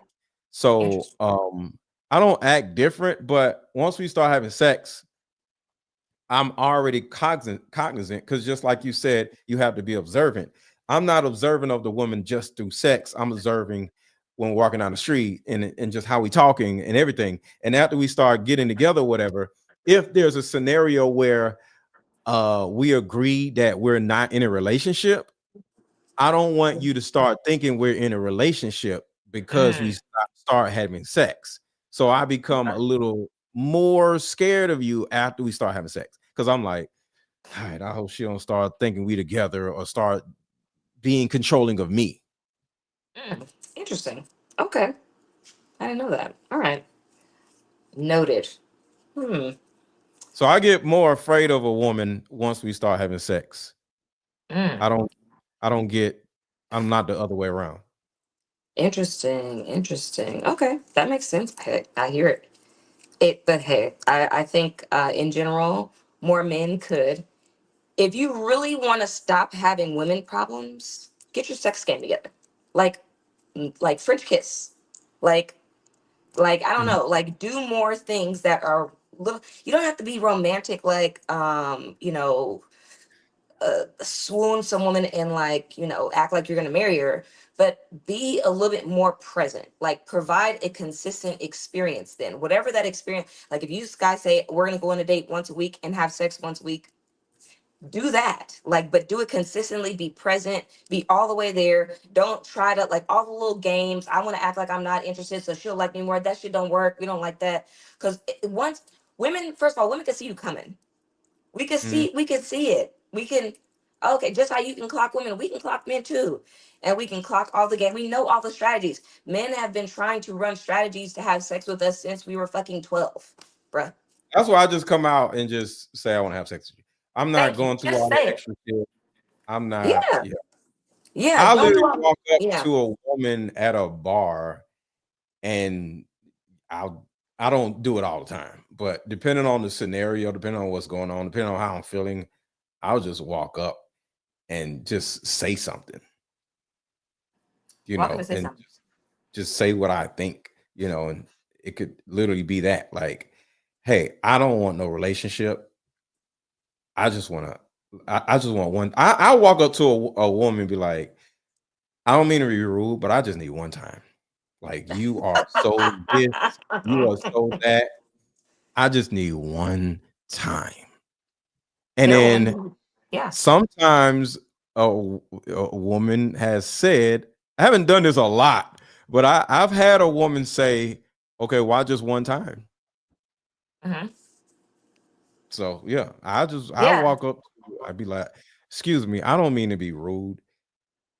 I just need one time. Like, you are whatever I'm saying, you so fine, or what your outfit you got on. I just want one time.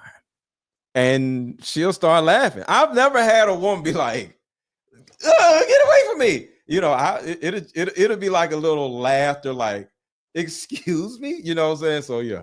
But yeah, I'll just walk up and just say something, I'm not like that all the time. I'm a gentleman too, but yeah, depending on what's going on. The honesty is refreshing because a lot of you have to think about it. In the same amount of time that men spend pursuing, women spend Running? deciphering. Yes. It's like, and it Yeah. gets annoying. It you be like, I'm exhausted. I'm exhausted. Like, bro, like Yeah. I'm tired. I'm sick of this shit. Like somebody, Mhm. like what is it? Like, what do you want? Right? Like you get just sick of it. You know And what a like, woman, you know what women can do? Say, okay, let's do this. Talk to the, guys, like, you want to take you out. Okay, let's do this. Are you looking for a relationship, or are you just not the relationship person? And then he may say, well, yeah, okay, fine. Just say it. You're not looking for a relationship. Cool. Let's do this. I need $300 if you don't make me come. huh. Deal. And then be like, that's it. I'm not asking you for no money.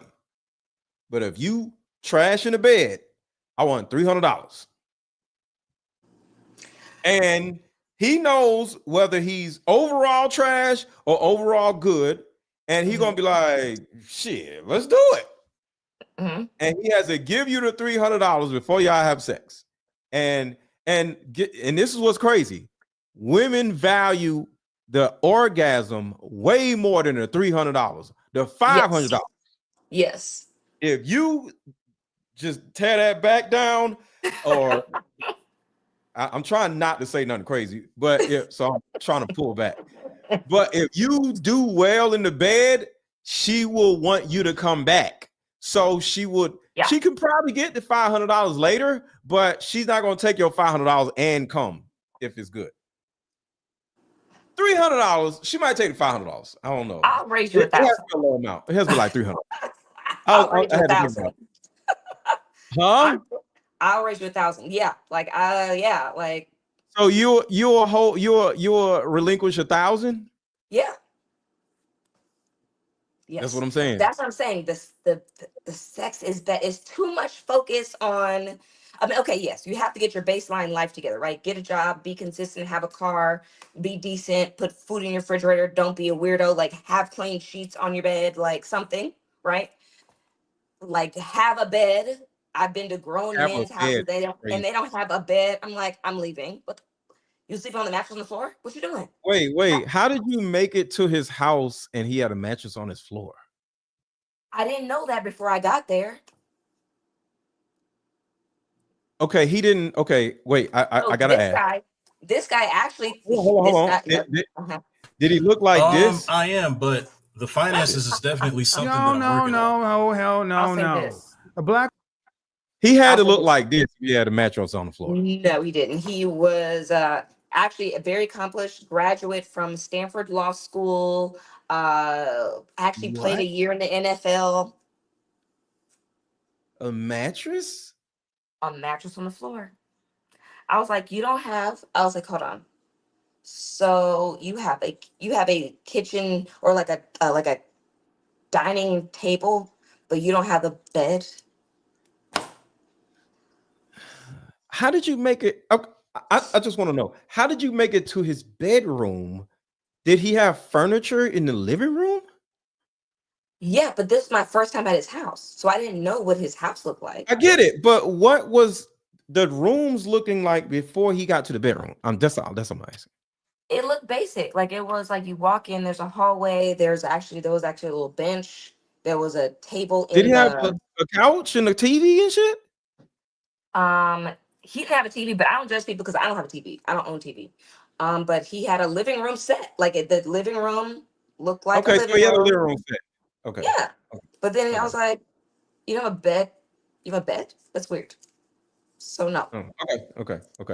But I'm about to end the show, but because we got off on a tangent. Yeah, I we did. want you to do this show with me, with her. This On penis, because now this is where the fascination with virgins comes from. A virgin, a woman who hasn't been around either or. Thank you. Huh? I said, thank you. Let's get to it. Let's talk about it. Yeah, I don't care. I've dated strippers before. I'll look like a hypocrite if I ran around shaming 304s or talk about body count. Is the reason why a lot of modern men shame women for having a high body count because of this? Because, like she said, if a woman has only dated 6 men and those are the only men that she's slept with, she may accept your mediocrity as far as sex goes or size goes because she only slept with 6 dudes versus a woman that has slept with 20 dudes. And to be honest with you, the average 35-year-old woman has slept with 20 dudes. So with me, I don't really understand why a man would talk mess about a woman that is promiscuous, because her being promiscuous would mean you can sleep with her too as a man. And that's my thing. Ding, If ding, she's ding, not ding, promiscuous, ding. she can't get no booty. So I don't Yeah. understand.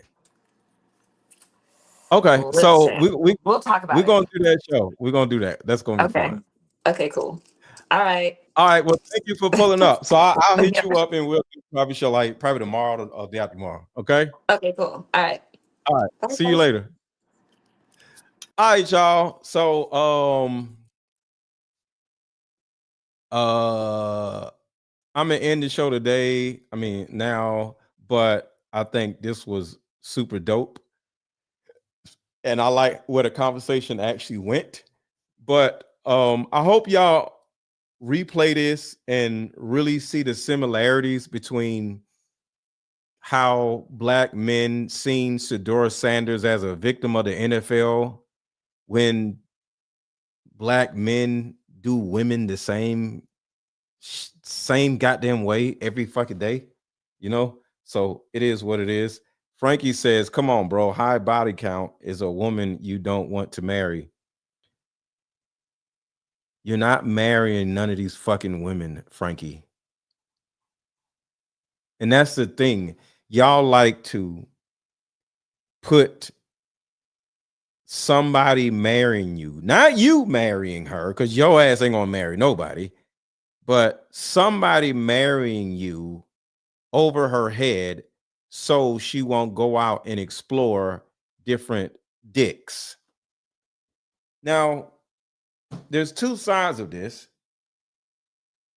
No man wants to be with a corn star, of course, But at the same time, I don't want to be with a virgin either.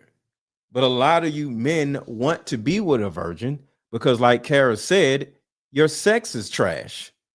And because your sex is trash, you can be with a virgin, and the virgin can't compare you to other men because she's never had good sex before.